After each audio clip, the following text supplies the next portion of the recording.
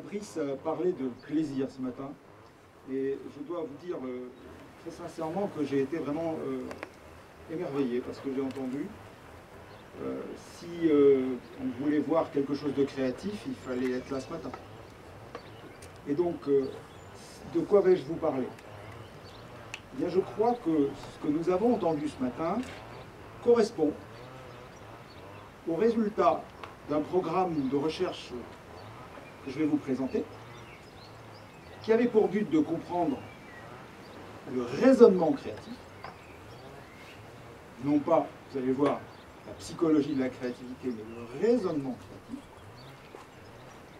Et si ce programme correspond à ce que vous faites, ça veut peut-être dire que la science a changé de nature, qu'elle a changé d'ontologie, qu'elle a changé de construction, si vous voulez, substantielle, et que ça, c'est certainement une excellente nouvelle à voir les choses formidables que vous faites, mais que c'est peut-être aussi un point de réflexion, de travail, parce que peut-être que ça désarçonne les administrations, peut-être que ça désarçonne la compréhension même de ce qu'est la recherche.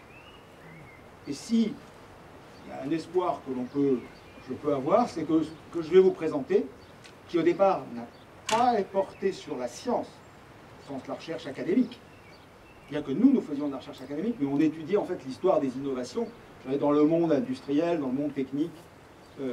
Si c'est ce type de raisonnement que je vais vous présenter colle et permet d'exprimer ce que vous faites, et si ça peut aider à maintenir cette vision de la science et à la soutenir, évidemment, nous en serions les premiers à faire. Alors je vais parcourir un programme, donc je vais dire beaucoup de choses, très vite, et je tiens à vous dire, je ne l'aurais jamais fait ça tout seul. Alors, le type de programme que je vais vous présenter, qui est un saut, alors pour le quart d'heure, le programme que je vais vous présenter correspond au raisonnement que je vais vous présenter. Il y a bien autoréférence, c'est-à-dire quand on a fait ce saut-là, on s'est plongé dans l'inconnu véritablement, et donc les surprises sont arrivées et se sont multipliées. Je n'aurais jamais pu faire ça sans une équipe de recherche, grâce à une maison dont la bienveillance et l'attention aux chercheurs est proverbiale, même lorsqu'ils sortent du mainstream. C'est l'école des mines de Paris, et c'est grâce à ce qu'elle nous a toujours accordé que nous avons développé ce programme. Je dois dire aussi que les sous sont venus de l'industrie. Ce que je vais vous présenter, pour certains d'entre vous, apparaîtra peut-être stratosphérique. Ben, ça a été financé par l'industrie. Quand je vais parler de forcing, il y a certainement des matheux dans la salle. Au passage, est-ce qu'il y a un matheux de la salle qui a entendu parler de forcing? C'est le test qu'on fait à chaque fois. Donc, alors, probablement que les maths les plus intéressantes pour nous, c'est la médaille Fields de 1966, en même temps que Grothendieck, Paul Cohen, de forcing. Alors, donc ce programme, je vais essayer de vous le présenter en plusieurs temps. Premier temps, pourquoi est-ce qu'il fallait sortir d'une psychologie de la créativité?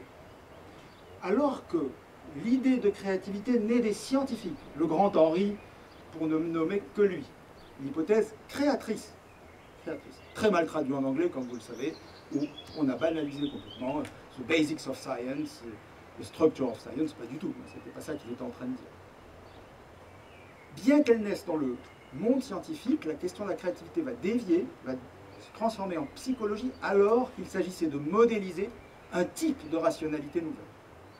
Ça, ce sera le premier temps. Je vais vous expliquer pourquoi, malgré tout, quelques résultats de la psychologie de la créativité sont très utiles, notamment celui sur l'effet de fixation.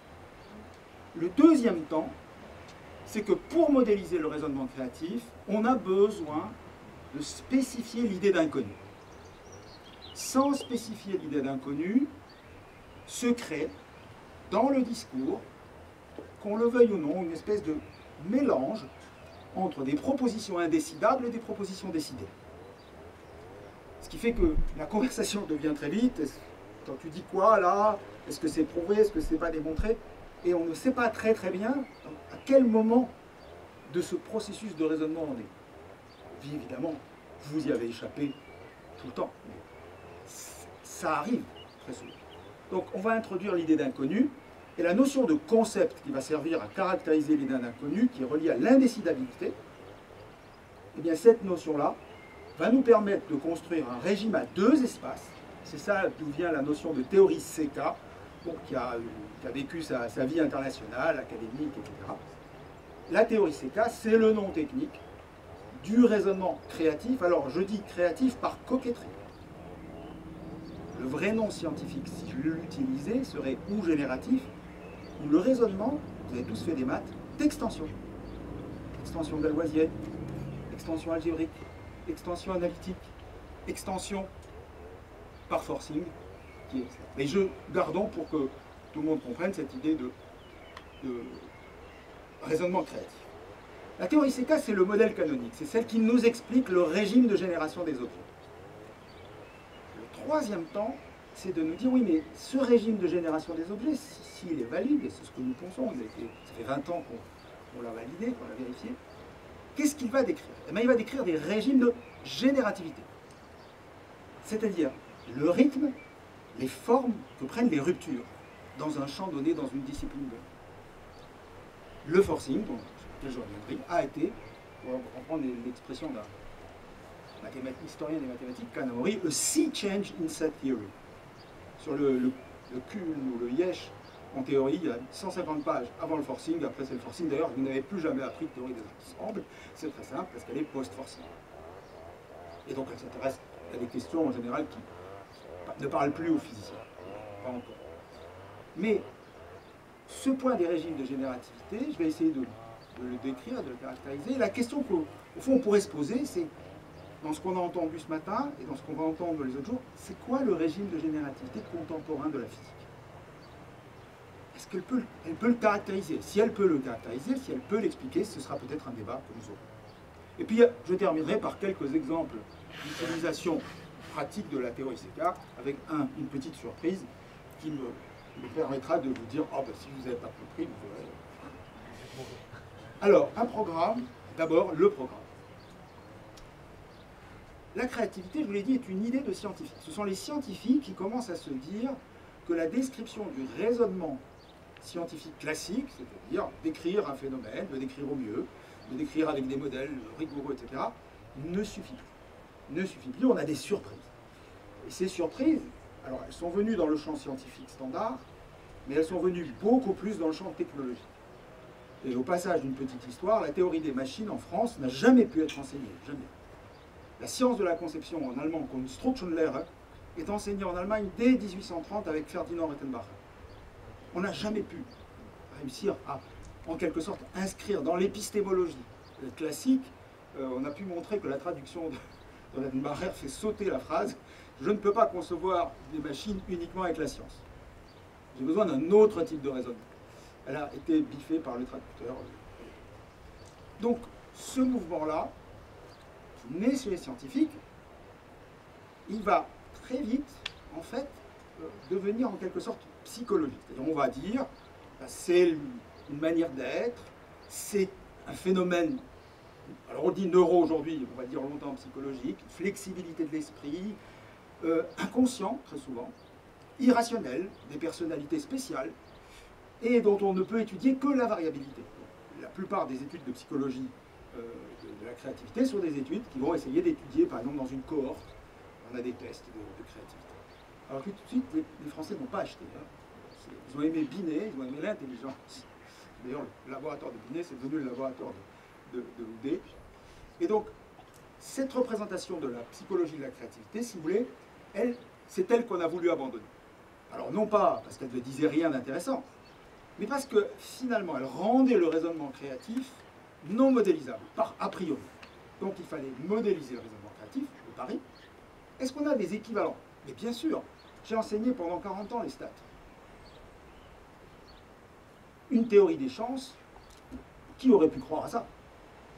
Donc la théorie des probabilités, qui d'ailleurs a envahi le monde du réel, la physique, la théorie des probabilités, c'est précisément une théorie de la construction d'un raisonnement en situation d'incomplétude, ou en situation qu'on appellera plus tard stochastique.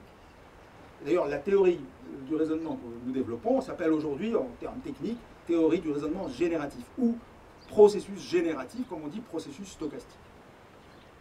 a priori, le vivant est probablement plus un processus génératif qu'un pur processus stochastique, par exemple.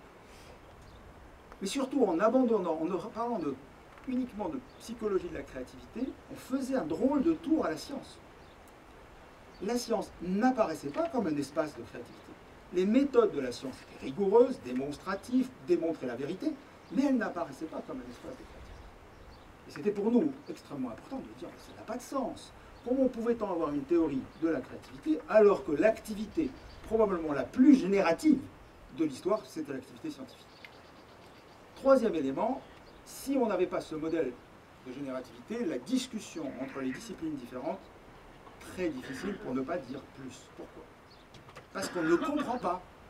On ne comprend pas ce que l'un trouve génial par rapport à l'autre de l'autre discipline qui s'étonne même que l'on se pose une telle question. Et donc, la nécessité d'un langage commun de la générativité ou du raisonnement génératif entre disciplines s'est imposée où? D'abord dans l'industrie. Sinon, c'était devenu intenable. Alors, au passage, l'industrie, c'est ce qui fabrique aussi les instruments scientifiques. Donc, vous voyez que le lien est assez facilement faisable. Donc, autre élément, si on n'avait pas de modèle, les conditions même, les conditions cognitives et sociales, c'est-à-dire même une analyse en termes sociaux, devenaient difficiles. Voilà. Toutes ces raisons ont fait que nous avons fait le pari de modéliser le raisonnement créatif. Et les résultats, je ne vais pas vous présenter tous les résultats, je vais simplement vous en donner les principales composantes qui peuvent animer notre discussion. Ça nous a donné une mathématique de la conception. On a été obligé de modéliser certains aspects mathématiques, une ingénierie d'innovation, une pédagogie nouvelle, et surprise, peut-être la surprise du chef, c'est qu'on est revenu à la psycho, parce qu'à partir du moment, c'est comme en probabilité, à partir du moment où on avait une théorie des probabilités, on pouvait s'en servir pour modéliser, détecter, prédire des phénomènes qui échappent même à la théorie du raisonnement créatif que nous avons fait, et on a travaillé depuis 10 ans avec l'équipe de neuropsychologie de la Sorbonne. Dans un des effets, je vais vous le montrer après. Voilà, alors, encore quelques éléments d'histoire, si vous voulez, c'est que c'est un petit peu dommage, effectivement, que cette pression de la psychologie de la créativité ait même pesé sur les mathématiciens. Hadamard va aux États-Unis et écrit, il a lu Poincaré, il est influencé par le modèle de Wallace. Alors le modèle de Wallace, tout le monde le connaît, c'est Spark, illumination, c'est l'Eureka, etc., qui a été un obstacle, comme un espèce d'écran à l'analyse du raisonnement génératif. Et dans son bouquin, Hadamard, finalement, aurait dû faire des maths. C'est ça qui est intéressant. C'est-à-dire que pour décrire le processus d'invention mathématique, il aurait dû revenir aux opérations même du fonctionnement mathématique. C'est ce qu'on peut dire aujourd'hui. Et d'ailleurs, globalement, c'est ce qu'on a essayé de faire. C'est de dire, si on veut comprendre le raisonnement génératif, il faut revenir aux exercices même, au langage même de la science. C'est là qu'il se trouve. Voilà. Alors, malgré tout, la psychologie de la créativité nous a laissé un résultat tout à fait intéressant, qui est presque une matrice pure d'un point de départ possible. C'est ce qu'on appelle l'effet de fixation. Alors c'est Karl Duncker en 1945. Pour des grands savants comme vous, ça va vous paraître une trivialité basique, mais regardez bien, c'est très intéressant, parce qu'on pourra comparer à certaines ruptures intellectuelles en sciences. Alors Duncker, qu'est-ce qu'il fait? Il présente la scène que vous voyez ici, et donc vous voyez une bougie, un autre objet à côté, des allumettes, une boîte avec des clous dedans. Et il dit, essayez de fixer au mur la bougie en la posant de la manière que vous voulez. Le résultat est globalement mauvais. Il refait l'expérience, présentation 2, vous voyez ce qu'il fait? Il enlève les clous, il met la boîte indépendamment des clous. Et là, le résultat est majoritaire. Vous voyez qu'ici, il n'y a pas de psychologie. En fait. On aurait dû se dire, mais c'est la topologie des connaissances. En fait, on a créé, dans la structuration initiale, on a créé un objet boîte à clous. On l'a rendu les deux attributs dépendants. Dans la deuxième image, on les a rendus indépendants. Dépendance et indépendance, on va voir que c'est un des cœurs principaux du raisonnement créatif. C'est ce qui s'appelle think out of the box. Exactement, mais le think out of the box, c'est exactement un des points de départ de la psychologie de la créativité. Et on s'est aperçu, si vous voulez, que, comme vous pouvez le deviner, qu'est-ce qui rend le think out of the box difficile? C'est tout simplement que la box est invisible. Comme pendant très longtemps, l'idée que le temps et l'espace étaient indépendants semblait tout simplement évident. Personne n'aurait dit « ceci est une boîte qui vous enferme ». Cette structure de l'effet de fixation, c'est le point de départ qui nous a permis de dire eh bien, on va se demander comment on échappe à l'effet de fixation, qu'est-ce qui permet d'y échapper. Et si le raisonnement, je reviens en arrière parce que j'ai perdu, alors quelques notions importantes, tout raisonnement génératif, donc tout raisonnement scientifique, est cas relatif. Cas relatif veut dire qu'il existe une base de connaissances implicite ou explicite qui est tout le temps à invoquer et qui sert, en fait, qui sert de toile de fond, c'est la fameuse box, qui sert de toile de fond au raisonnement de création. Donc, cas relativité, tout ce que je vais dire est cas relatif. La fixation n'est jamais absolue, jamais. Donc, toute la théorie des référentiels, de la relativité, c'est simplement la construction d'un espace de référence dans lequel on va faire intervenir le phénomène. Deuxième idée, la cas indépendance. Les cas indépendance, c'est ou une plaie, parce que ça veut dire que je ne peux créer de choses que s'il existait des connaissances qui étaient indépendantes et que j'ai reliées, ou qui étaient dépendantes et que je sépare. Alors, pour aller plus loin, eh bien, il faut se dire que la condition pour qu'on restructure une base de connaissances, c'est l'apparition d'un objet inconnu et indécidable. Et c'est ça, deuxième partie, la théorie CK. Qu'est-ce que c'est que la théorie CK? C'est tout simplement d'expliquer que la progression des connaissances ne peut pas se faire sur elle-même. Si elle ne peut pas se faire sur elle-même, les classiques du raisonnement, déduction, induction, abduction, sont insuffisants pour décrire le progrès des connaissances. Donc le progrès des connaissances passe par quoi? Il passerait justement par un autre type d'opérateurs, qui sont des opérateurs de création d'inconnus, et c'est ça qu'on va appeler le concept. Alors pour ça, j'ai peut-être une petite phrase à vous présenter, c'est celle de Coolidge. Coolidge est un des grands ingénieurs qui est rentré au Fame of Invention, c'est celui qui a développé le tungstène ductile. Alors il développe le tungstène ductile, et vous voyez bien que l'idée de tungstène ductile était très surprenante. Le tungstène avait toute comme propriété soit d'être ductile. Et en fait, il ne le sait pas quand il se met à étudier les procédés de transformation du tungstène, c'est qu'il va tomber sur une propriété fondamentale du tungstène que personne ne connaissait avant lui, c'est le fait d'avoir cherché la ductilité du tungstène qui a permis de faire émerger cette propriété. Donc, retenons la phrase, when we started to make ductile tungsten, our situation was like that. Et si vous lisez, vous avez la définition de ce qu'est être dans l'inconnu. Être dans l'inconnu, c'est ne pas être capable de décrire les opérations de construction des objets dont je parle, de les décrire dans le référentiel de connaissances que je me suis donné. Alors, ça va avoir toute une série d'effets langagiers. Très rapidement, je vais introduire un certain nombre de notions juste pour clarifier les choses. La notion d'anomalie constatée, elle vous est familière. Tout le monde dit le modèle ne colle pas. Donc, la science aurait pour langage de base la distance entre un modèle et des faits. Acceptable. Eh bien, ça masque l'inconnu. Ce langage masque l'inconnu. Pourquoi est-ce qu'il masque l'inconnu? Parce qu'il est beaucoup plus intéressant de se dire j'ai inconnu le modèle, j'ai des faits inconnus. L'inconnu est dans l'idée que je me fais des anomalies désirées, c'est-à-dire des objets inconnus que je vais mettre en branle, soit pour changer le modèle, soit pour changer les faits, soit pour changer même l'idée même de distance entre les faits et le modèle. D'où, petite proposition, mathématiquement c'est assez facile de vous démontrer que la seconde contient la première et non pas l'inverse. Un raisonnement génératif, démarre par un X systématiquement. Et ce qui est intéressant dans mon raisonnement, et vous pourrez le contester, c'est qu'il n'y a pas le choix. Ça va commencer par « je vais faire un x » ayant un P de x, et je vous annonce tout de suite que P de x est inconnu dans les bases de connaissances dont je dispose.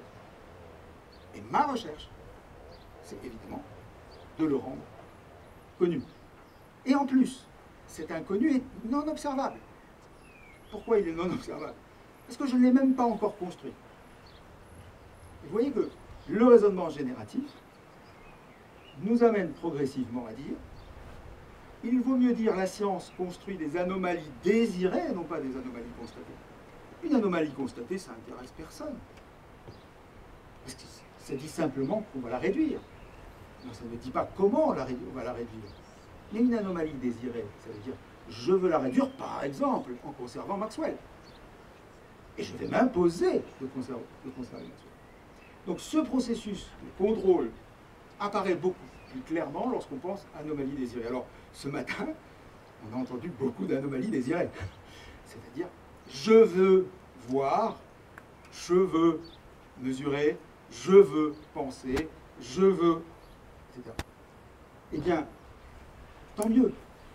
Tant mieux. Ça veut dire que ce qu'on a entendu était absolument fascinant, intéressant et se présenter comme tel. Alors, au passage, concevoir une théorie, c'est la même chose. Je veux un objet théorique, donc une structure. Alors évidemment, en maths, c'est évident. Je veux construire une extension galoisienne ayant pour propriété P1, P2, P3. Et du coup, l'inconnu est posé. Et alors, ce qui est à ce moment-là intéressant, c'est que l'anomalie désirée, c'est un tuning de l'inconnu. Alors, quelques petits exemples triviaux pour que vous compreniez. Il est évident que si je veux résoudre une équation dont je connais l'espace de définition, dont je connais les règles pour trouver les équations, j'ai une anomalie désirée dans un espace connu, j'ai un algorithme qui me le donne. Mais prenez juste un exemple technique du style « je veux un système de freinage automobile ayant une course de 15 mètres à 100 km/h pour une voiture d'une tonne ». Eh bien cette phrase-là, en fait, par rapport aux connaissances disponibles, c'est un indécidable total. Avec les connaissances, je ne dis pas qu'on ne peut pas le faire. Et vous voyez qu'on commence à introduire des logiques, qu'on appelle en mathématiques des logiques intuitionnistes, etc., qui vont nous permettre de dire l'anomalie désirée incarne une proposition qui, dans l'espace des connaissances K, est indécidable. Et c'est pour ça qu'elle est le bon germe. C'est pour ça qu'elle est le bon générateur. Si elle était décidable, ce ne serait pas un bon germe. Et donc, vous voyez, l'élémentaire partage serait de dire, dans une discipline, serait de dire, par exemple, pourquoi la proposition de définition de ma recherche est aujourd'hui un véritable indécidable. Alors qu'on nous demande de faire de la croyance. On nous demande de dire, j'y crois, c'est formidable, c'est prometteur. Alors qu'en fait, ce qui fait la valeur de ce raisonnement génératif, c'est de dire, c'est un indécidable, mais je vais construire sa décidabilité. Alors si on admet tout ça, vous voyez que petit à petit, la modélisation du raisonnement créatif, supposée de travailler l'indécidabilité, la K-relativité, et donc progressivement on est arrivé à cette notion, alors la théorie porte le nom de concept, théorie concept connaissance, parce que le concept, si vous voulez, c'est ce objet indécidable, construit à partir d'une base K à laquelle il n'appartient pas, s'il y appartenait ce serait fini, mais qui va nous servir à restructurer les connaissances disponibles. Et vous voyez qu'en plus, pour qu'il existe conditions de possibilité, comment est-il même possible que dans une base de connaissances, une proposition soit indécidable? La réponse est très simple, c'est qu'il y a deux parties indépendantes. Lorsque je dis qu'un modèle n'explique pas les faits, statistiquement, c'est tout simplement, évidemment, vous savez, j'ai deux variables aléatoires qui sont indépendantes. Alors, la notion de concept, pour la petite histoire, elle vient du XVIe siècle, c'est Balthazar Gracian dans un traité du génie qui dit, voilà, le concept, c'est ce qui permet une rhétorique inventive. Alors là, ça devient un petit peu... C'est là où je vous dis les surprises commencent à être surprises. Si je dis que je veux dessiner, concevoir, penser, mesurer un objet et que cette proposition est indécidable, il y a un petit problème, c'est comment puis-je en parler? Comment puis-je en parler? Faisant semblant qu'elle existe. Et là, vous voyez, arrive tout le langage, preuve de concept, prototype. Tout ce langage n'est rien d'autre, en fait, qu'un langage dans l'indécidable et qui, de temps à autre, va mettre des ponts dans l'espace des connaissances. On va arriver à avoir des ponts dans l'espace des connaissances. Voilà. Alors, au passage, vous auriez pu me dire, mais vous dites des bêtises. Vous parlez d'un objet x, p de x, indécidable dans un espace K. Et vous me dites, je vais parler de la collection de ces objets, et même je vais les diviser, je vais les partitionner, je vais les... Vous avez le droit? Eh oui, mais seulement depuis 1966. Pourquoi depuis 1966? Parce que c'est Paul Cohen qui a démontré l'indépendance de l'axiome du choix par rapport aux axiomes de la théorie des ensembles. Donc, toutes les propriétés agglomérantes des ensembles tiennent, sauf une, la plus importante pour les matheux classiques, la capacité à distinguer un élément. C'est comme si on vous disait, quand vous avez travaillé ce matin, j'adorais beaucoup l'exposé sur les métamatériaux, c'est comme si on vous disait, dites-nous tout de suite ce qu'est cet arrêteur d'ondes. Non, vous pouvez en parler sans qu'il existe encore. Voilà, alors, qu'est-ce que ça nous amène pour résumer? Le raisonnement génératif ne peut pas être simplement un automorphisme de la connaissance sur elle-même. Donc c'est le cycle que je dessine ici. Ce n'est pas du learning, ce n'est pas de la mise au point, ce n'est pas simplement une réorganisation de la connaissance due par exemple à des effets d'unification ou de compacification. C'est nécessairement un passage par un autre cycle, d'où la théorie CK, un autre cycle, qui est le cycle des indécidables. Et il y a désormais 4 opérateurs et non pas un seul. Vous voyez la difficulté langagière. Ils sont très faciles à retenir. C'est du connu à l'inconnu, de l'inconnu à l'inconnu, de l'inconnu au connu. Alors les ingénieurs, pour le passage de l'inconnu au connu, ils ont inventé quelque chose de formidable, ça s'appelle la tolérance. Parce que normalement, le retour d'un inconnu à du connu se fait toujours à un espace infini, considéré comme négligeable. C'est tout simplement l'erreur de mesure. Mais c'est une erreur de mesure, je vous signale que ça veut dire que vous avez muni votre espace de connaissance d'objets respectant l'axiome du choix. C'est-à-dire vous savez faire des coupes de déterminisme, vous savez construire un espace isolable que vous considérez comme négligeable. Alors voilà la théorie, c'est ça. 4 opérateurs. On peut étudier chacune des conditions de ces opérateurs, mais vous vous rendez compte de la difficulté désormais. Finalement, expliquer le raisonnement scientifique, ça revient à expliquer ces aventures dans l'indécidable, ces opérations qui vont du décidable à l'indécidable et réciproquement. Dans l'indécidable, on est intuitionniste, on n'a pas le choix. No excluded middle. Il est impossible à quelqu'un de vous dire mais non, si tu prends cette voie, il n'y a que cette voie et cette autre voie. Quand vous présentez les différentes options de votre... 1, vous ne pouvez pas démontrer que c'est un pavage parfait, et 2, il ne peut pas y avoir de complémentaire. C'est-à-dire, il y aura toujours un autre, the other, comme dirait Brouwer, il y avait une autre logique possible. Alors, je ne résiste pas à vous montrer la lettre de Einstein à Solovin, qui est une espèce de petite, qu'on a beaucoup commenté en philosophie des sciences, dans lequel il dit, évidemment, les S, si vous voulez, c'est les propositions, les E, c'est les expériences, et il dit, évidemment, il y a nécessairement quelque part une espèce d'indécidable, de cœur du raisonnement à laquelle il faut revenir. On pourra en discuter si vous le souhaitez. Alors, le point aussi très important, auquel on va arriver très rapidement, et cette fois à des résultats pratiques. Et pensez, par exemple, à l'existence des disciplines. Si le point de départ est indécidable, alors tout de suite, ça veut dire que, s'il existe comme point indécidable, ça veut dire qu'il y a une base de connaissances qui est splittée. C'est-à-dire que vous avez des connaissances qui sont indépendantes des unes des autres. Si elles étaient dépendantes des unes des autres, vous n'avez pas d'indécidable. Vous avez une structure connexe. Donc c'est très intéressant. Où sont ces indépendances? Par exemple, j'ai peut-être un modèle physique, sans m'en rendre compte, il superpose 2 représentations qui n'ont rien à voir l'une avec l'autre, par exemple. Donc normalement, tout projet de recherche fondamentale, ou en tout cas qui se plonge dans l'inconnu, doit arriver à une impasse. L'impasse va être le signe qu'il y avait bien un indécidable au départ. Et qu'est-ce qui va le lever? Et c'est pour ça que vous voyez que les expansions. Ben, imaginez, vous annoncez un projet, vous pavez l'espace des solutions, et donc c'était pas indécidable. Donc vous étiez dans un indécidable, et cet indécidable, qu'est-ce qu'il va faire? Et bien tout simplement, il va vous obliger à ramener des connaissances que vous n'aviez pas au départ. Et qui ont comme propriété d'être indépendantes de la base initiale. Si elles n'étaient pas dépendantes, vous auriez une discussion. Et là, je viens de dire quelque chose qui, si c'est vrai tout le temps, vous vous rendez compte, et je pense que c'est ce qu'on a entendu ce matin, on est dans des régimes de la physique, la multiplication des bases de connaissances indépendantes pour explorer le phénomène où l'indécidable qu'on est en train d'étudier est devenu assez important. Non, on aura l'occasion d'en discuter. Et c'est pas fini.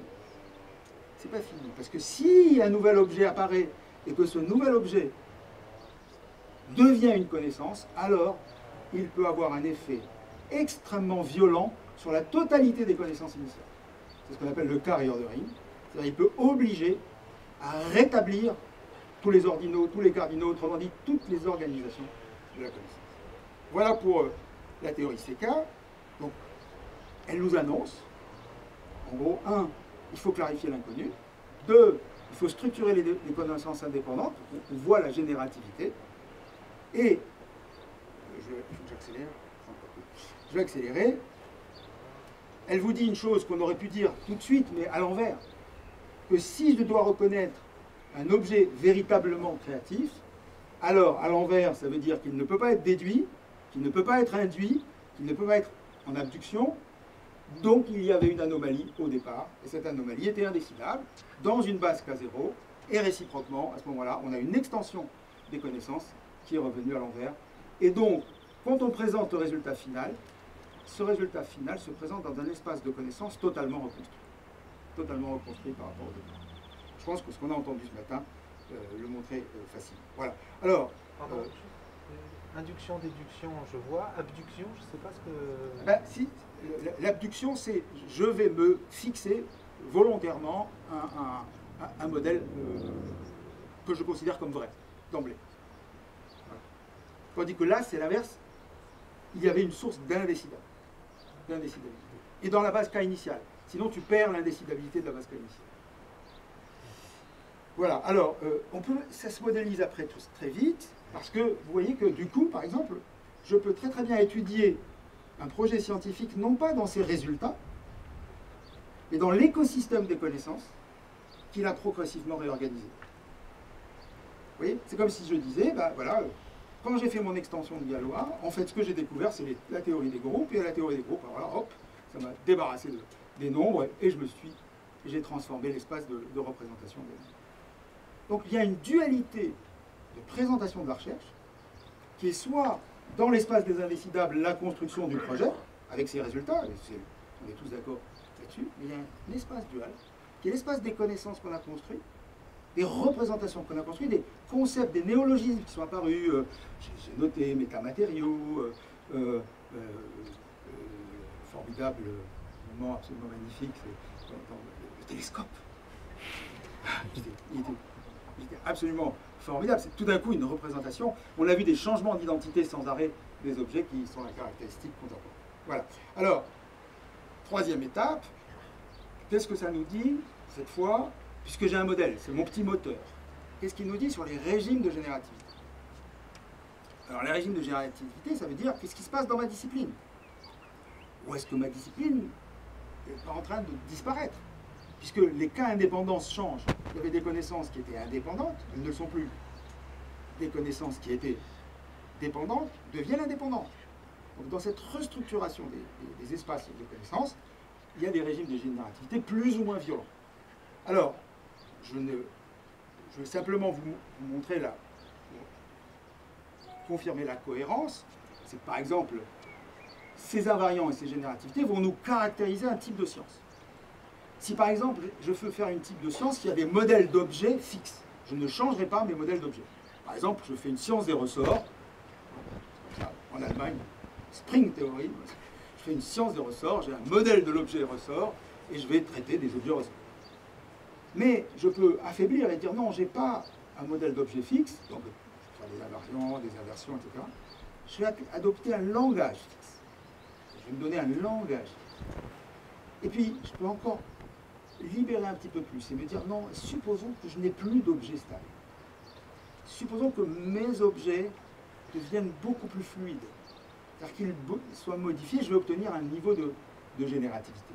Alors, l'intérêt d'avoir une théorie CK, c'est qu'on peut comprendre les anciennes formes de la science, c'est-à-dire à objets stables, à objets structurés stables, mais on peut aussi voir apparaître des régimes de science ou des régimes de construction des techniques qui obéissent à des nouvelles formes de gradients, si vous voulez, pour parler un terme qui est plus compréhensible. Simplement, ce sont des gradients de transformation topologique, c'est-à-dire des trous qui apparaissent et des trous qui disparaissent. Ce matin, l'IA, par exemple, vous avez vu, l'IA est apparue brutalement comme une espèce de base indépendante de connaissances. L'IA, c'est rien d'autre que des algorithmes de learning, effectivement, qui tout d'un coup venaient se substituer à l'optique.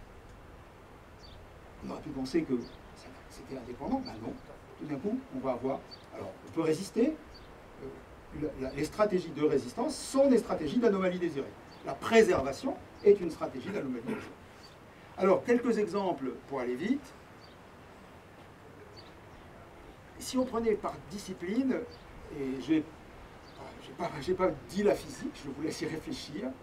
Alors, en maths, il y a eu un truc très violent. En maths, il y a eu un truc très violent, c'est justement le forcing.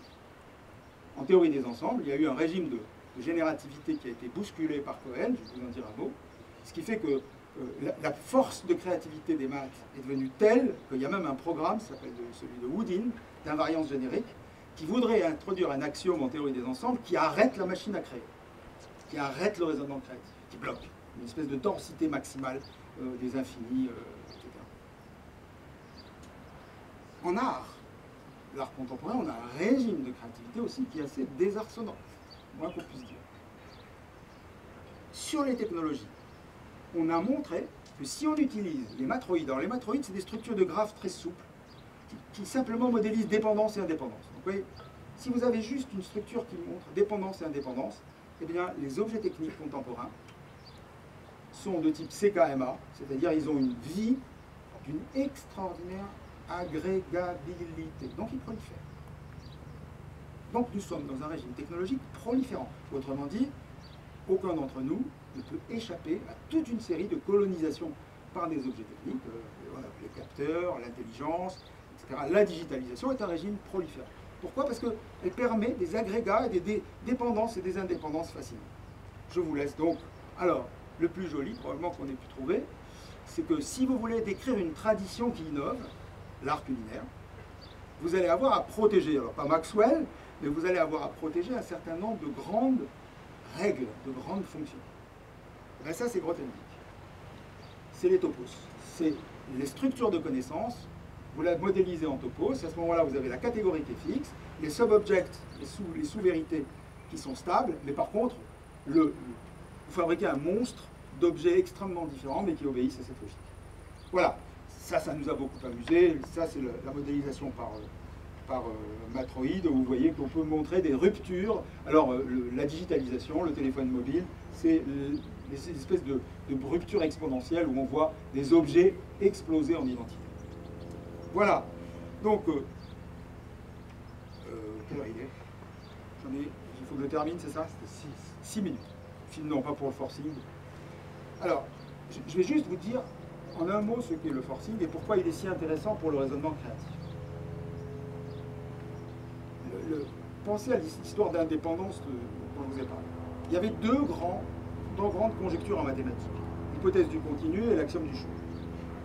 On avait une structure de définition des objets qui sont les ensembles, et on avait ces deux axiomes qui ne plaisaient pas beaucoup à tout le monde. Le continu, c'était Cantor, et l'axiome du choix, c'était une nécessité. Alors la nécessité, c'est l'axiome du choix, c'est très simple. Hein. Si vous, physicien, vous tracez une droite et vous dites je prends un point, voilà, vous invoquez l'axiome du choix. Hein. Au passage, sachez qu'il n'est pas sans effets secondaires. Il y a un paradoxe de Banach-Tarski qui fait que si vous acceptez l'axiome du choix sur une fonction continue, vous faites 2. Avec une sphère, vous en faites 2. Ça viole quelques règles physiques. Mais la question qui était posée, c'est est-ce que je peux déduire les axiomes en question des axiomes de ZF? Et donc, la La méthode normale, ça consiste à dire je prends cette base de connaissances et j'essaye de démontrer l'axiome du choix. C'est plus un axiome, c'est un résultat qui est le continu. Et Cohen fait quelque chose d'absolument étonnant. C'est qu'il se dit je vais me doter, parce que ça c'est une impasse, je vais me doter d'un raisonnement créateur, qu'il appellera d'ailleurs l'extension générale. Je vais me fabriquer une machine à créer des ensembles nouveaux. Et cette machine à créer des ensembles nouveaux, elle va me permettre de construire des ensembles qui ont la propriété que je veux, ou des ensembles qui ont la propriété que je ne veux pas. C'est comme si vous disiez, il y a les pneus en caoutchouc pour automobile, et moi je vais faire des pneus sans caoutchouc pour automobile.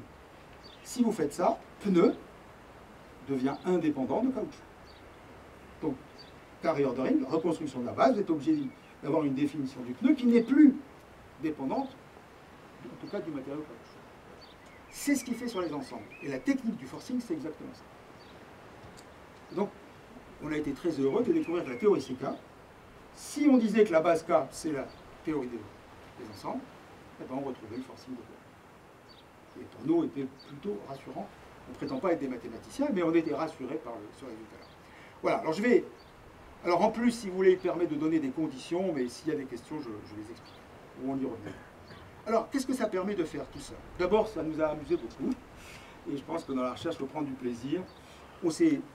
Par exemple, le forcing de Cohen, c'est très intéressant pour essayer de comprendre comment on peut faire une pédagogie de l'art.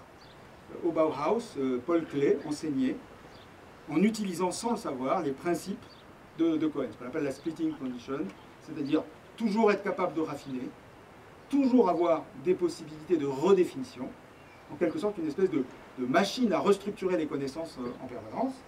Et puis, toujours pour vous faire sourire, si vous devez réfléchir à une cuisine végane 3 étoiles, vous voyez, il n'y a plus de viande, donc il va falloir sacrément retravailler la sauce. Les équivalents, alors ça existe, Ducasse l'a fait, et on a été regarder, alors ça c'est une salade végane par Ducasse. Vous voyez, l'idée c'est que la théorie que nous avions pouvait nous éclairer, y compris dans des domaines qui ne sont pas les domaines traditionnels de la recherche scientifique. Mais maintenant, revenons à encore 3 minutes. Revenons à un domaine qui a beaucoup fait de bruit. J'imagine qu'on a dû vous dire, inspirez-vous de la nature. Bio-inspiration. Au nom de quoi? Et même dans les très hautes sphères, j'ai été souvent... au nom de quoi un bon physicien dirait c'est pas les mêmes matériaux, c'est pas les mêmes énergies, c'est pas les mêmes forces. Alors on répond, analogie. Inspiration. Vous voyez tout d'un coup l'apparition d'un langage qui est rhétorique, littéraire. Alors, on a dit, bah, peut-être que la théorie CK peut modéliser beaucoup plus rigoureusement ce qu'est la bio-inspiration, ce qu'on peut en être. C'est un de nos plus gros succès aux États-Unis. Parce qu'ils ont mis tellement d'argent sur la bio-inspiration que, voilà, je vous cache que j'ai le plaisir de vous montrer, 2 universités ont testé la théorie CK pour le développement d'innovation sous bio-inspiration. Et pourquoi? Parce que, en fait, la théorie CK vous explique la valeur de l'idée folle. C'est là où je vous disais au début, si on est la recherche et dans la régénération, dans le raisonnement créatif, alors il faut que nous donnions une place à l'idée folle. Mais pourquoi? Alors, si vous avez un petit diagramme CK très simple, hein, avec des partitions dans l'espace des concepts qui est toujours arborescent et dans l'espace des connaissances, c'est au contraire un archipel, supposons que vous ayez une idée folle. Par exemple, métamodeling, je prends votre exemple, pardonnez-moi, parce que je me suis identifié, si vous voulez, à ce type de recherche. Imaginons que vous donniez une idée folle. On va dire, ah, arrêtez vos bêtises. Sauf que si cette idée folle, en fait, est la seule cheminement par lequel vous allez aboutir à une connaissance indépendante de toutes les autres connaissances dont vous disposiez, alors il est tout à fait possible que cette connaissance n'ait rien à voir pour développer l'idée folle, mais qu'elle réorganise totalement l'espace des solutions. Eh bien, c'est ça que fait la nature. La nature nous propose des idées folles qui nous obligent à réorganiser tous les principes chimiques de construction. Pas les principes fondamentaux, mais les principes du génie chimique, les principes de l'ingénierie, on va dire, classique, que l'on réorganise à ce moment-là. Et d'après, on laisse tomber la nature, et on fait beaucoup mieux. On fait beaucoup mieux. Voilà un exemple d'utilisation. Voilà, alors je voudrais terminer par quelques éléments qui, j'espère, vous font sourire.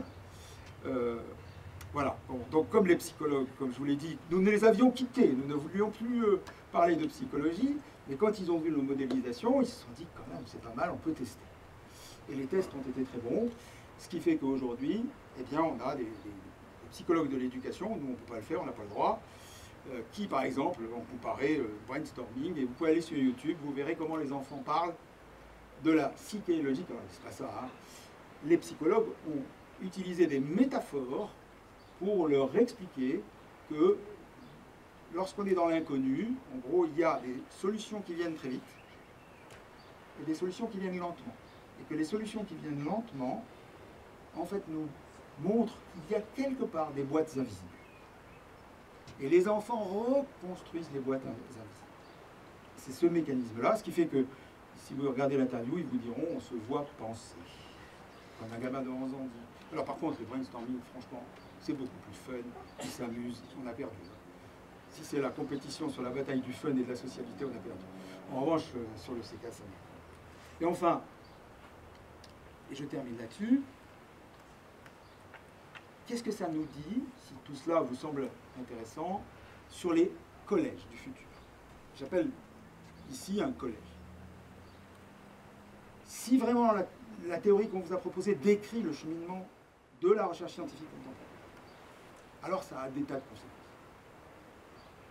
D'abord, hein, la reconnaissance qu'on travaille sur des inconnus et qu'on partage des inconnus. Ensuite, le problème des proliférations de bases cas indépendantes qui imposent le collectif. C'est impossible. S'il vous faut un colloïde, un peu de maths, des capteurs, etc., on est nécessairement dans des collectifs de recherche.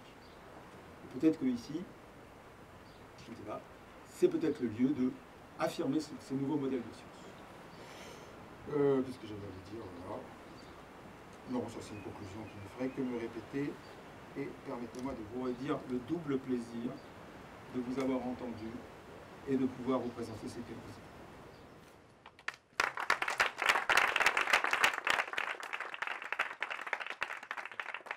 J'ai dépassé de combien? 2 minutes 30. C'est un exploit. Question. Alors, qui a une idée folle? Non, je n'ai pas une idée folle. Donc, Armand, ce que tu nous dis, si j'ai bien compris, c'est comme M. Jourdan, on faisait de l'AKC sans le savoir, ou de la CK sans le savoir, c'est ça? Oui, mais le problème, c'est pour l'expliquer quand on n'a pas le modèle. C'est-à-dire que quand on n'a pas le modèle, pour l'expliquer, c'est coton. Et on est obligé de choisir des discours, entre guillemets, comment dire, écran. On va parler de la science avec des discours écran. Si on est dans des institutions merveilleuses, comme nous en rêvons, on n'aura pas besoin de ces discours écrans et nous dirons je te fais une totale confiance, tout va bien. Et si on est dans des institutions qui ont un modèle de la recherche, je dirais qui n'est pas ce modèle-là, eh bien on va avoir des efforts de rhétorique à faire. Alors ça c'est pour la partie, on dirait, sociale de l'affaire. Mais pour la partie maintenant, pour aller au-delà de simplement du modèle, là j'ai pas le temps, mais là on a des dizaines de fois travaillé avec des chercheurs et montré par exemple les pièges des fixations invisibles dans des projets assez grands, hein, assez importants, mais qui s'expliquent encore une fois. La propriété des dépendances et des indépendances est extrêmement subtile. C'est quelque chose d'extrêmement fin, on s'en rend même plus compte. Voilà, je dis un lac à des bords. Est-ce que je suis dans une boîte? Je ne suis pas dans une boîte. Voilà. Et donc, en fait, derrière, il y a l'usage du modèle comme outil de pensée. Et là, je suis Poincaré. Pardon, excusez-moi. Non, mais je voudrais rebondir sur votre réponse. Oui, allez-y. Quelque chose qui, à mon avis, serait sûrement utile pour nous, ce serait une espèce de typologie de ces discours écrans, justement. Parce que je pense qu'on y est assez vulnérable. C'est-à-dire que, en général, un chercheur a à cœur de bien faire, entre guillemets.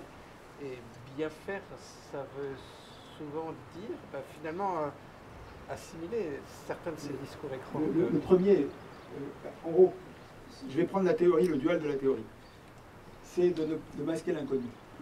C'est-à-dire, je présente l'objet à trouver x, p de x, comme s'il existait. Ou comme si c'était juste qu'il était déjà là.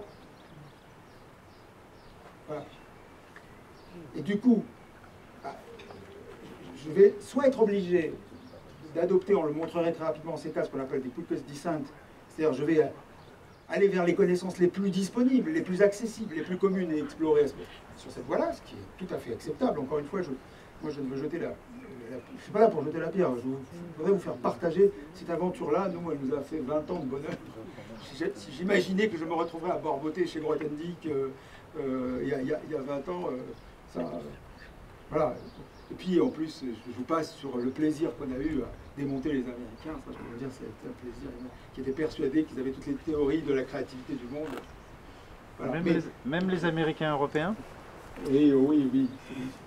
Même les Américains européens. Mais je parle des écoles de pensée. Hein. Vous savez qu'ils ont tenu le pavé de la psychologie de la créativité. Pendant, pratiquement en France, il n'y en a pas eu. Guilford et Torrance, c'était... voilà. Si vous vouliez développer... avoir laissé la créativité, si vous voulez, uniquement comme phénomène psychologique, c'était pour nous, c'était nier la nature même de la recherche scientifique. Et enfermer la recherche scientifique dans un discours leur. Progrès des connaissances, rigueur et stabilité permettant d'aboutir à des résultats, etc. Alors que c'était exactement l'inverse. Prolifération des objets, rupture dans les définitions, abandon des cadres les plus élémentaires, etc., qui d'ailleurs ont fait tout le sel de la physique. Moi, je veux dire, je m'amuse avec...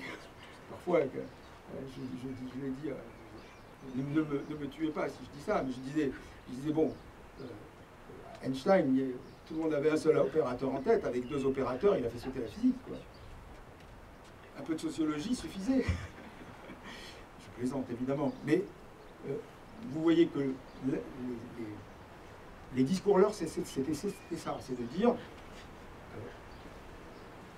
nos projets s'expriment par des voies prometteuses. Vous voyez cette espèce de... Pourquoi? Parce que, en disant ça, en fait, ce que vous oubliez, c'est que vous ne savez pas à l'avance quels sont les fameux cas indépendants dont vous allez avoir besoin. Et du coup, il y a peut-être un matheux qui traîne par là qui va vous être très utile, ou au contraire un spécialiste des aérogels, ou au contraire un spécialiste de la polarisation, ou au contraire, etc. Et donc, du coup, d'une certaine manière, vous masquez le potentiel créatif du raisonnement. Mais je voudrais tout de suite dire que ça, c'est notre travail de recherche et psychanalyse, mais je le répète, je ne sais pas si c'est l'effet de Cargès, mais ce qu'on a entendu ce matin, je le disais, c'est absolument... vraiment, j'étais aux anges. J'ai une question. Oui. Dans les sciences exactes, une bonne théorie ou un bon modèle doit obéir 2 critères. D'abord, il ne doit pas y avoir des contradictions internes. Et pour nous, physiciens, biologistes, etc., c'est surtout de nature mathématique que vous présentez votre modèle comme un modèle mathématique. Et deuxièmement, et là je suis un peu dans la case Einstein, peut-être pas avec forcément 2 opérateurs, mais il faut que la théorie, aussi belle soit-elle, soit confirmée par l'expérience. Et ça, c'est Feynman qui l'a dit, hein, c'est pas moi. Et est-ce que c'est le cas pour vous? Oui, mais c'est pas un peu proof by intimidation? J'espère que non. Non, vous espérez. Ah non, j'espère que vous n'êtes pas du tout, c'est vous qui m'intimidez. Mais on va faire un concours de... Non, les preuves, si vous voulez, la preuve c'est un régime de construction collective. C'est-à-dire, vous voulez une preuve, vous êtes obligé de définir le cadre des gens que vous voulez convaincre, les conditions qui leur paraissent acceptables de la preuve, et donc, si vous voulez, on pourra en discuter pour cette théorie-là. Je pourrais vous montrer comment nous, on construit les preuves que l'on peut. Si vous voulez de l'expérimental, on peut le faire. Si vous voulez de l'analytique, on peut le faire. Si vous voulez, par exemple, retrouver un résultat, Einstein, par exemple, était ravi, à ma connaissance, il était quand même ravi de retrouver un certain nombre de résultats qu'il avait construits. C'était très important pour lui. Pas seulement la contradiction. Il fallait conserver, protéger certaines structures. Je me trompe. Il avait besoin de ça. Et la construction des preuves, vous avez totalement raison. Mais, encore une fois, la situation intéressante, c'est pas celle-là. C'est qu'est-ce qui se passe quand vous n'y arrivez pas? La première partie de la phrase. Il faut un modèle et ce modèle soit validé. Soit, il n'est pas validé. C'est là où on entre c'est là où le raisonnement créatif entre en route. C'est là qu'il y a de la recherche. À ce moment-là, vous dites quoi? Comment vous construisez la phrase?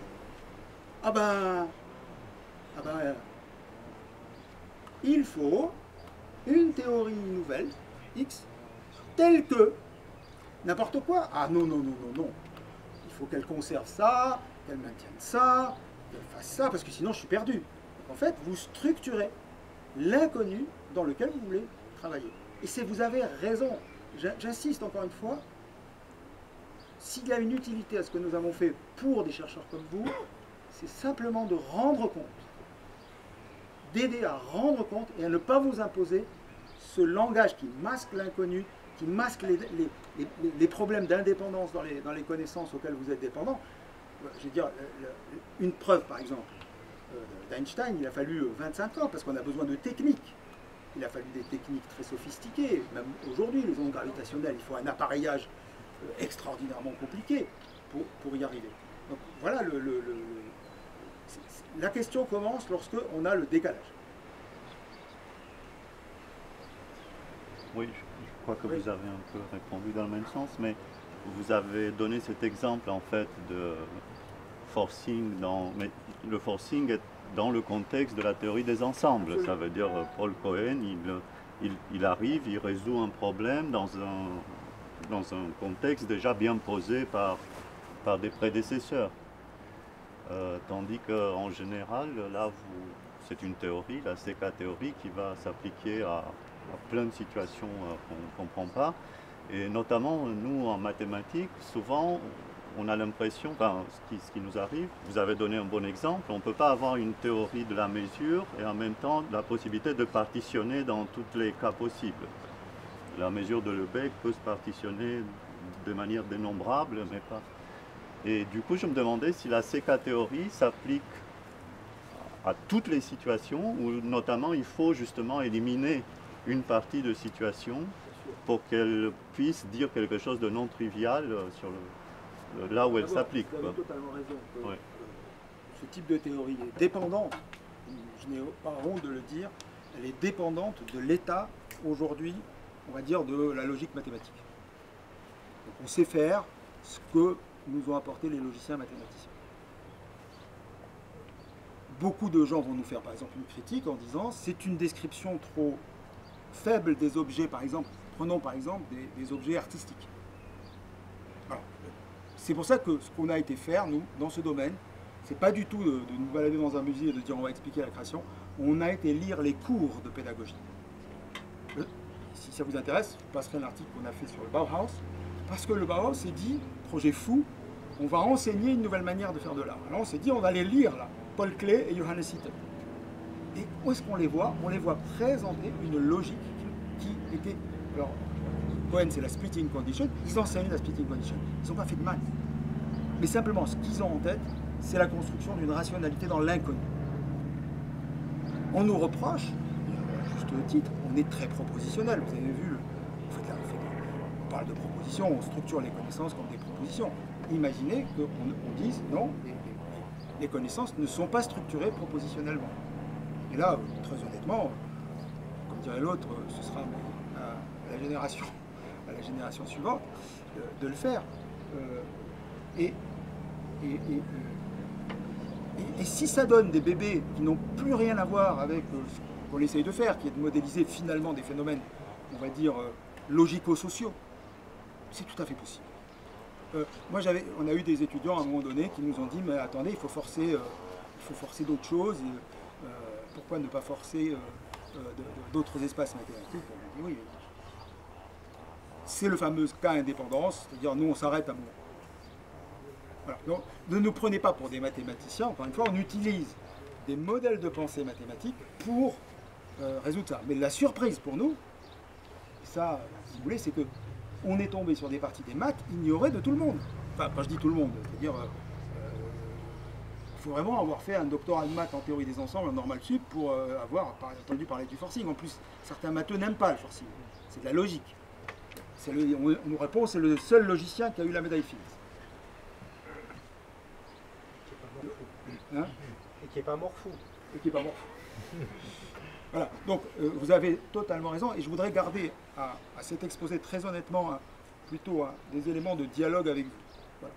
Professeur dans une école d'ingénieurs, pour nous, ce n'était pas possible de rester uniquement avec une représentation de la créativité qui était soit créatif, ouvrez-vous, parlez aux uns aux autres, get out of the box, let's speak your spontaneity, etc. Alors que tout nous montrait que c'était faux. Tous ces mécanismes-là ne faisaient que construire de la fixation. Et au contraire, la science nous montrait la difficulté de raisonner dans l'inconnu, et c'est ça qui n'était pas restitué. Donc, si vous le permettez, c'est un hommage que nous voulons rendre à la science. Alors maintenant, la science peut refuser les hommages. Je voulais demander à un spécialiste de l'innovation créatrice sa vision sur la façon d'optimiser ou de favoriser cette innovation.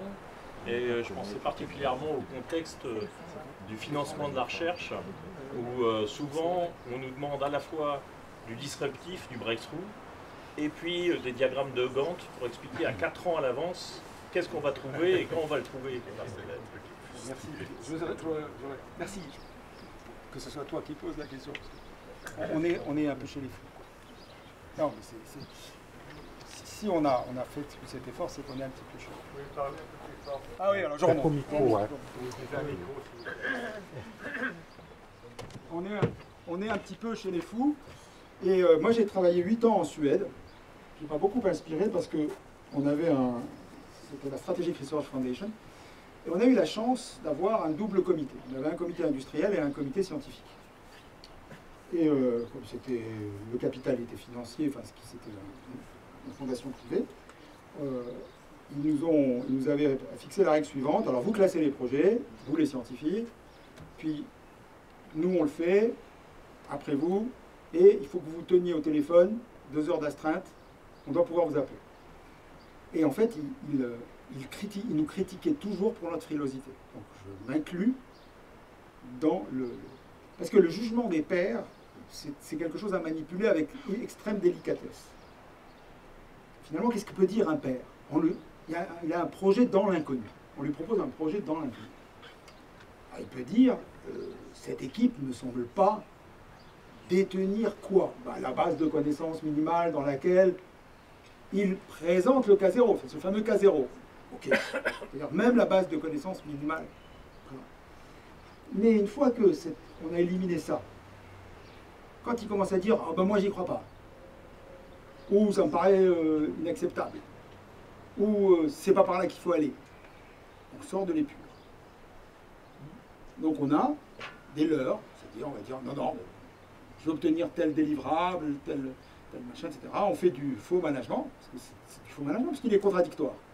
On fait un faux management. Alors, qu'est-ce qu'on a fait? Nous, dans notre labo, ça fait maintenant 20 ans, en fait, qu'on a essayé avec Albert, avec Dominique, et on est plus de 30 aujourd'hui, ne serait-ce qu'au moins dans les entreprises avec qui on travaille, de changer complètement la manière de piloter des projets scientifiques. Scientifiques ou innovants. Alors, première idée, c'est la même toujours. D'abord, clarifier l'inconnu. Clarifier l'inconnu. Le pari, il est dans l'inconnu. Il est dans cette proposition initiale, de voir un petit peu son potentiel, et puis ensuite, de faire ce qu'on appelle de la valuation, pas de l'évaluation. Qu'est-ce que c'est que la valuation? si mon raisonnement est juste, et il est largement validé, 1 an après un projet bien foutu, c'est-à-dire le vrai bon projet, particulièrement centré sur un inconnu extrêmement intéressant, il est enlisé. Enlisé. Il est enlisé.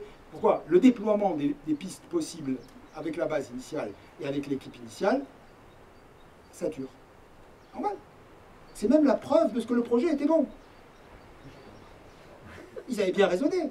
Ils ont identifié le trou. L'indécidable, c'est un trou dans la connaissance. Là, qu'est-ce qu'il faut faire? Si c'est vraiment un projet qui a de valeur, il faut les aider. C'est exactement l'inverse. Là, il faut en rajouter. Là, il faut leur dire, vous avez besoin de quoi? Il faut des matheux. Il vous faut c'est quoi? Des colloïdes. Allez, hop, on va vous trouver un gars qui fait des colloïdes. Vous avez besoin. Sinon, vous allez enliser, vous risquez d'enliser un projet d'un potentiel énorme à cause d'une petite base K minimale qu'il n'a pas, ou qui va mettre un temps fou à avoir, et qui va servir de verrou. Et à nouveau, vous voyez, on revient au collectif. Et c'est ça qui est ici essentiel. C'est d'inventer ces formes collectives. Si vous êtes d'accord, encore une fois, si vous partagez l'idée que je vous ai proposée, c'est qu'il y a un régime génératif de la physique contemporain qui est magnifique, c'est splendide ce que vous faites. Et ça doit être sacrément dur. Hein. Ça doit être sacrément dur. C'est ce que on se dit. Parce que, voilà, ça doit être très, très, très exigeant. Hein. Et donc, du coup, bah, faut vous aider, quoi. Et c'est pas des magots, hein, c'est ce qu'on fait dans les boîtes hein, aujourd'hui. Oui. Moi j'avais juste une petite question. On parle beaucoup actuellement, mais c'est pour reprendre ce que disait Marcel tout à l'heure, de slow science versus excellence. Mais on a l'impression que l'excellence, elle doit être atteinte tout de suite. Et puis après, on oppose ça avec cette idée de slow science, où on se dit, mais il faut qu'on réfléchisse. Comment est-ce que ça se... Comment est-ce que c'est... Alors, évidemment, toutes les métaphores sont à prendre avec des pincettes. Je ne sais pas exactement ce que veut dire slow. Donc je vais essayer d'entendre ce qu'ils disent. C'est le temps, les deux temps. Ce que dit la théorie CK, si vous voulez, c'est que vous avez un temps, vous avez un espace dual. Il y a un espace de la divergence et un espace de la convergence. C'est-à-dire que pour pouvoir diverger, il faut faire converger. Plus vous faites converger des bases de cas indépendantes, plus vous divergez. Donc vous avez de la splitting, c'est-à-dire vous avez à chaque fois vous avez des solutions à vos problèmes. Vous arrivez en quelque sorte à avoir une structure fractale qui sans arrêt, d'ailleurs les phrases s'allongent, les solutions deviennent kilométriques, et vous avez cette possibilité de slow, ça veut dire respecter les deux temps. Dans la théorie, vous devez respecter le temps de la divergence. Alors, par exemple, il ne peut pas y avoir une seule voie. Alors on va me dire, oui, mais ça vous s'il y a $1 milliard sur le sujet, on va prendre une seule voie. C'est vrai. J'ai pas de réponse à ça. Sauf que, malheureusement, quand on a voulu faire une bombe atomique, on a payé 2 prototypes différents. C'est sinistre. Mais on a étudié Manhattan. Hein. Manhattan, alors là, en CK, ça a été modélisé par Sylvain Lanfle. Vous comprenez beaucoup plus. On nous a raconté des histoires sur Manhattan. Ils étaient à l'agonie quasiment. Et d'ailleurs, les amis japonais ont dit, mon Dieu, c'était passé pas loin. C'est comme Coolidge, quoi. Ça marchait pas. Et c'est pour ça qu'ils ont lancé 2. C'est pas le même concept. Hein. C'est pas le même concept. Voilà. Slow veut dire respecter la divergence et respecter la convergence. La possibilité, par exemple, faire venir un matheux, c'est long. Faites venir un matheux, il n'arrive pas avec ah ben ça c'est voilà, ça c'est du Grothendieck et tal, ça c'est du Motivic, t'inquiète pas, c'est pas ça du tout. Faire venir un matheux, il va y avoir un échange, il va lui-même entrer en quelque sorte en difficulté parce que peut-être que ça ne colle pas exactement, et qu'il va avoir besoin de théorèmes qui ne sont pas nécessairement les siens. C'est ça ce que j'entends par slow. Si vous laissez, c'est ce long processus qui permet et la divergence et la convergence. Est-ce que le lien divergence-convergence est clair? C'est divergence-convergence, c'est cet espace dual. Alors après, vous voulez vous amuser, en fait, ce qui se passe, c'est que la connaissance, vous pouvez la modéliser comme une espèce de topologie, une géométrie algébrique, vous avez des faisceaux dedans, ils sont complets, pas complets, vous avez des forcings de faisceaux. Bon, c'est ça qui se passe et c'est ça qui demande le temps. Alors on appelle ça l'exploration. Ce que nous proposons, c'est peut-être de la structurer un peu plus. La structurer un peu plus, de prendre ce temps de la structuration. Et de dire à un moment donné, bon, il y a une piste là, il y a une idée folle là, on va la payer. On va la payer. Pourquoi? Parce que si elle crée des connaissances inaccessibles par rapport aux autres, c'est bien. Voilà. Mais il n'y a pas de félicité, il n'y a pas de principe de félicité, sinon je serai en contradiction avec moi-même, on est bien dans l'inconnu. On ne fait pas disparaître l'inconnu. Il reste. Et donc la science entre peut-être dans l'histoire en disant on a inventé la rationalité dans l'inconnu. On est les premiers à avoir construit cette rationalité-là et l'avoir rendue générative, c'est-à-dire en avoir tiré les maximums. Bon, écoutez... Il y a une dernière question. Moi j'ai une question très simple. Où est-ce qu'étaient placées les découvertes accidentelles comme la supraconductivité en 1911 où on n'avait aucune idée, ça vient je sais pas, il a fallu 40 ans pour comprendre d'où ça vient. Ça se place où dans votre modèle? Alors, la base des connaissances, si vous voulez, si vous vous dites quelle est ma base de connaissances aujourd'hui, elle est définie à un instant T, mais elle n'est pas définie demain. Demain, vous pouvez avoir un événement qui restructure complètement votre base de connaissances. Vous ne vous attendiez pas. Le problème, c'est que quand le nouvel événement arrive, et ça c'est classique en science, d'abord on ne sait même pas de quoi il s'agit. Les gens disent, un tel, il a découvert les rayons X. C'est absurde. Il a découvert un rayonnement qui passait là où normalement les rayonnements ne passent pas. C'est tout ce qu'il avait. Il avait, en K, il avait juste une nouvelle interdépendance, vous voyez, une espèce de cheminement qui apparaissait, et il n'avait aucun moyen de le relier à toutes les autres bases de connaissances. Donc, la sérendipité, si vous voulez, ou les événements accidentels, vous obligent à être créateur. Vous êtes sommé d'être créateur, sinon ils n'ont pas de sens. Il faut aussi savoir les reconnaître, parce qu'on peut passer à côté. Que veut dire les reconnaître? Les reconnaître, c'est le résultat du travail. Au départ, il faut accepter l'inconnu. C'est-à-dire qu'il faut accepter que vous avez, dans la base de connaissances qui est la vôtre, une proposition qui est inconnue dans votre système de connaissances. Et ce que vous appelez reconnaître, c'est le fameux cas arrière de ring. Si vous voulez, en gros, si vous tombez, si un gamin vous dit « Ah, hier soir, j'ai rêvé d'un nombre dont le carré était négatif », vous lui donnez 2 baffes et vous lui dites « Rentre apprendre les nombres », ou vous lui dites « Tu es génial ». En fait, j'ai une question. Il y a un élément qui m'a échappé. Je vous en prie. C'est sur la bombe atomique. Oui. J'ai pas bien compris pourquoi c'était un problème d'avoir 2 prototypes.